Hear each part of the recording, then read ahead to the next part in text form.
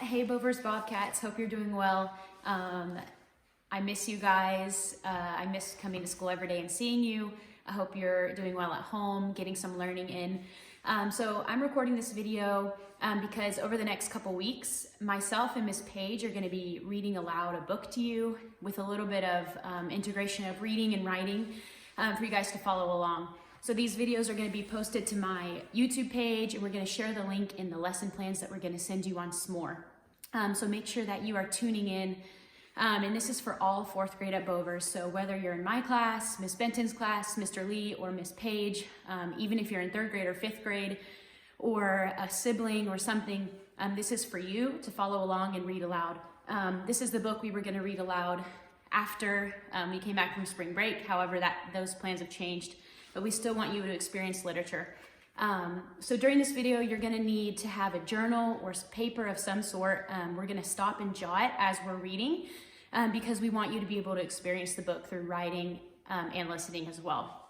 So make sure that you're following along. Pause the video if you need time to jot, but follow along with us, and we're excited to go. So if you haven't already checked out the lesson plans for this week, we posted in there a Nearpod link. And if you click on that Nearpod link, it's actually going to take you through a virtual classroom or a virtual field trip for something called the Holocaust.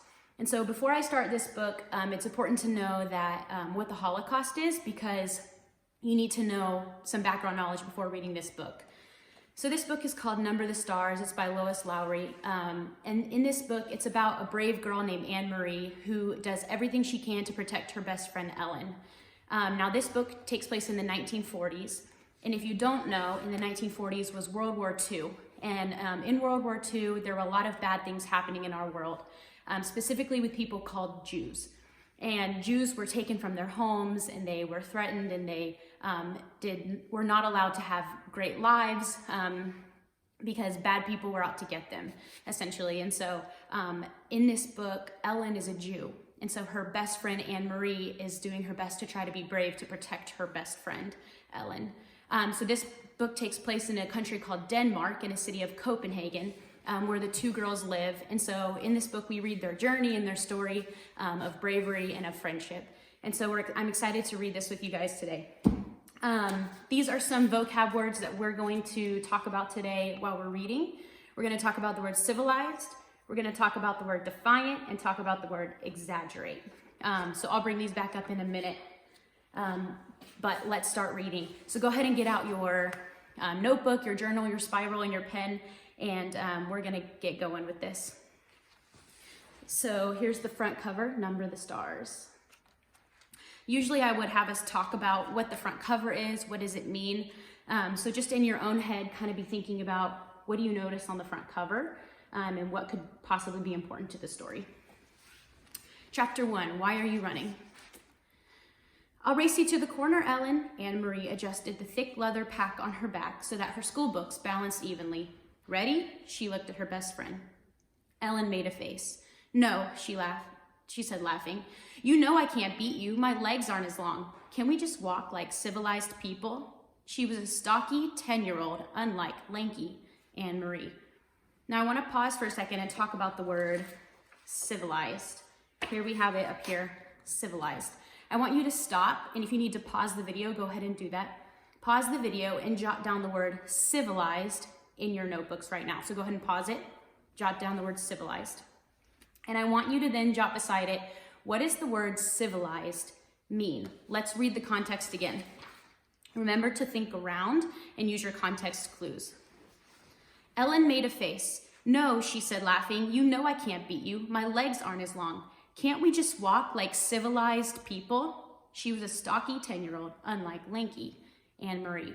So once again, pause and jot, what does the word civilized mean in your mind? We have to practice for the athletic meet on Friday.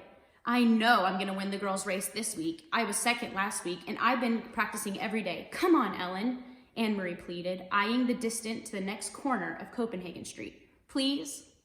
Ellen hesitated, then nodded and shifted her own rucksack of books against her shoulders. Oh, all right. Ready? She said. Go, Anne Marie shouted, and the two girls were off, racing along the residential sidewalk. Anne-Marie's silvery blonde hair flew behind her, and Ellen's dark pigtails bounced against her shoulders. "Wait for me," wailed little Christy, left behind, and the two older girls weren't listening. Anne-Marie outdistanced her friend quickly, even though one of her shoes came untied as she sped along a street called Osterbrog, past a small shop and cafe in her neighborhood here in northeast Copenhagen. Laughing, she skirted an elderly lady in black who carried a shopping bag made of string. A young woman pushing a baby in a carriage moved aside to make way. The corner was just ahead. Anne-Marie looked up, panting. Just as she reached the corner. Her laugh stopped, and her heart seemed to skip a beat. "Halt!" a soldier ordered in a stern voice. The German word was as familiar as it was frightening. Anne-Marie had heard it often enough before, but it had never been directed at her until now. Behind her, Ellen also slowed and stopped. Far back, little Christy was plodding along, her face in a pout because the girls hadn't waited for her. Anne-Marie started up, and there were two of them. That meant 2 helmets, 2 sets of cold eyes staring at her, 4 tall, shiny boots planted firmly on the sidewalk, blocking her path to home. And it meant 2 rifles gripping in the hands of the soldiers.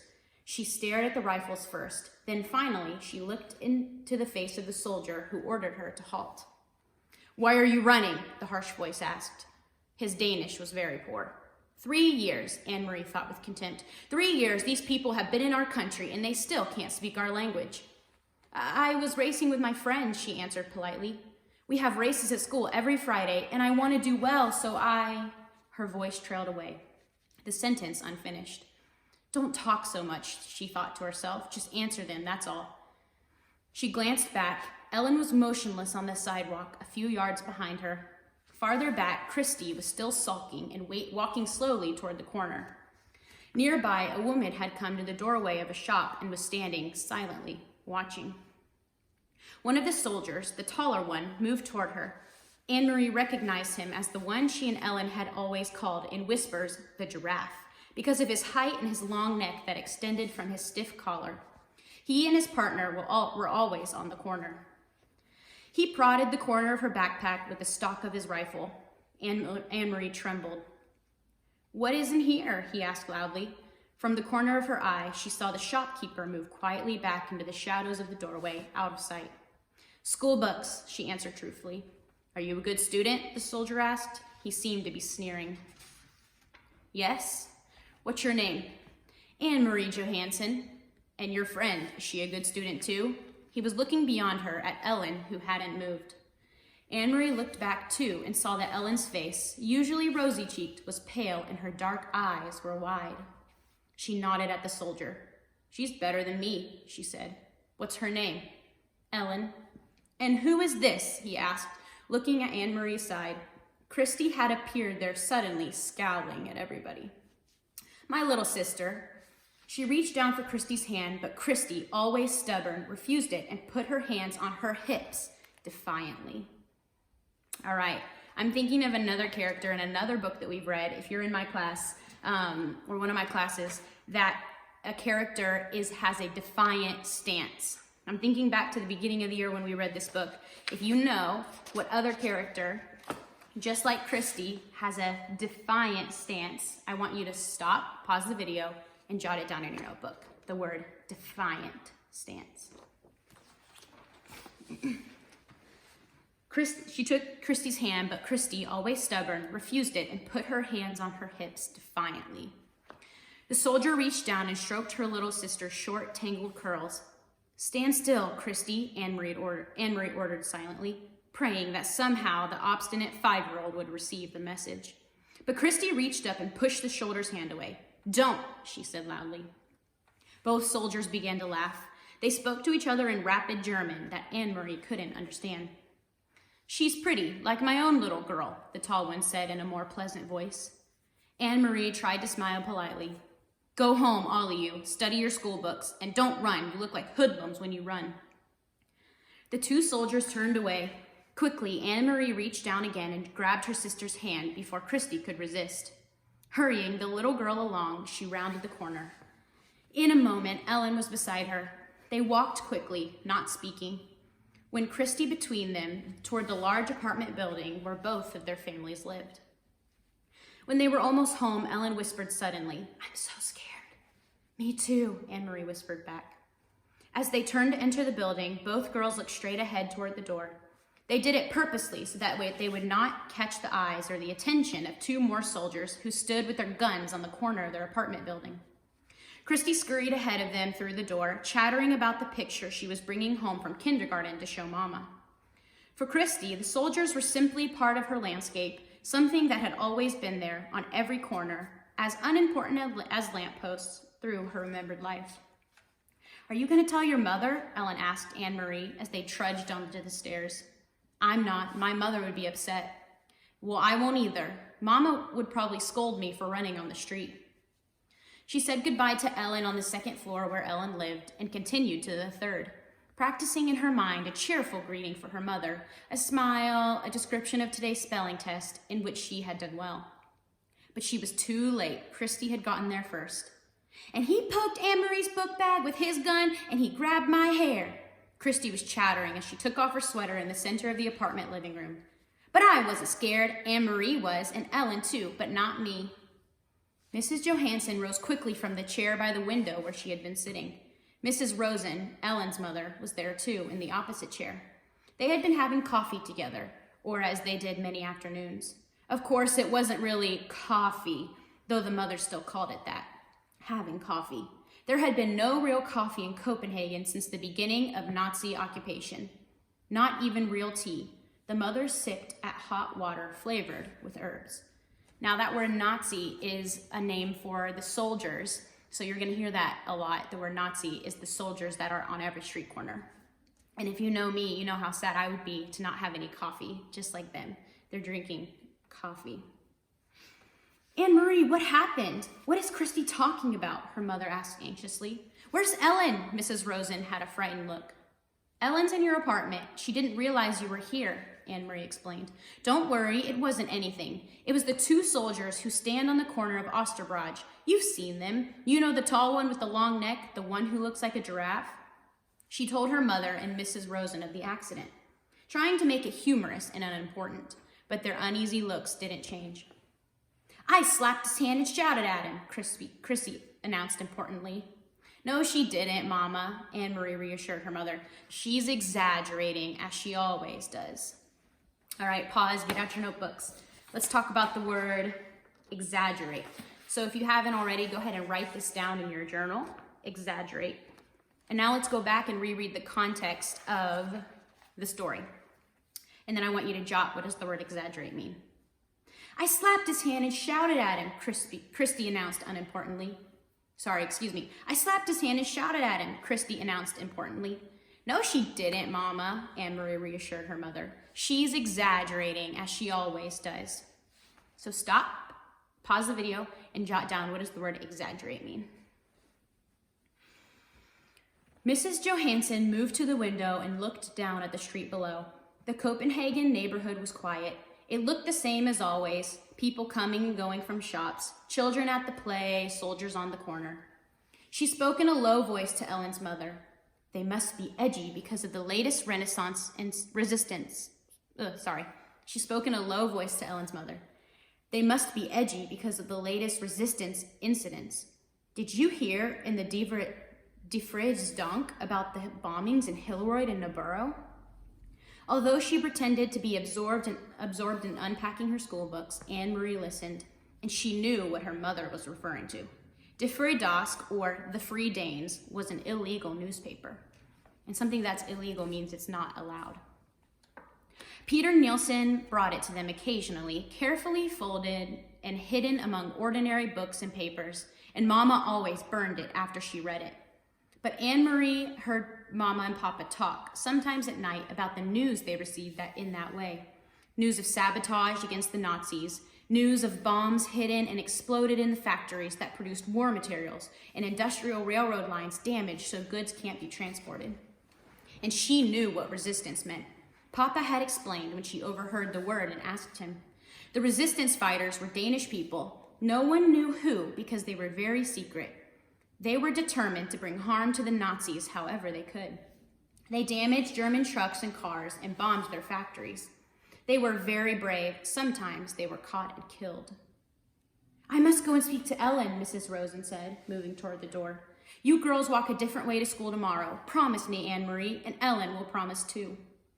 We will, Mrs. Rosen, but what does it matter? There are German soldiers on every single corner. They will remember your faces, Mrs. Rosen said, turning in the doorway to the hall. It's important to be one of the crowd, always be one of many. Be sure that they never have any reason to remember your face. She disappeared into the hall and closed the door behind her. He'll remember my face, Mama, Christy announced happily, because he said I looked like his little girl. He said I was pretty. If he has such a pretty little girl, why doesn't he go back to her like a good father, Mrs. Johansson murmured, stroking Christy's cheek. Why doesn't he go back to his own country?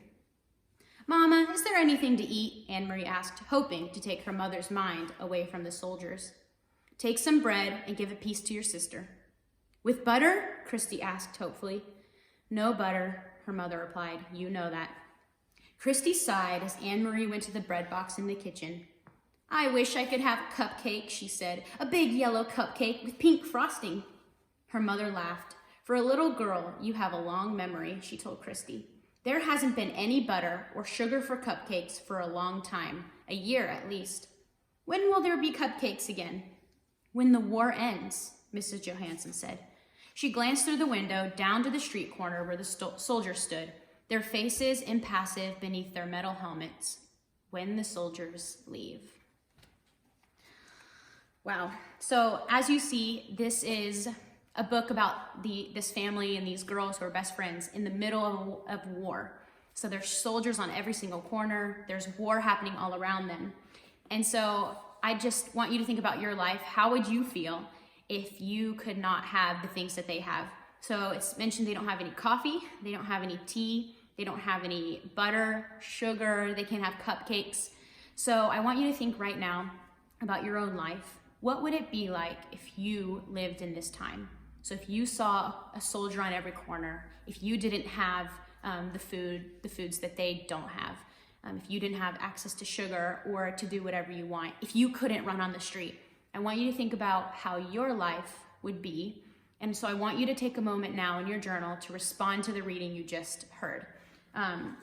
So I'm going to give you a few sentence starters if you need that. You guys know if you've been in my class before that I love giving you sentence starters because sometimes we can't think of what to say. And so here's a few things that you might use to start your sentence. You could say, I would feel blank. So how would you feel if you lived in this time? I would feel blank. And then how would your life change if you lived like this? It would change my life because blank. So go ahead and pause the video. You can see these on the screen. Stop, jot, and respond to your reading today. And then we will see you next time for chapter 2 of Number the Stars.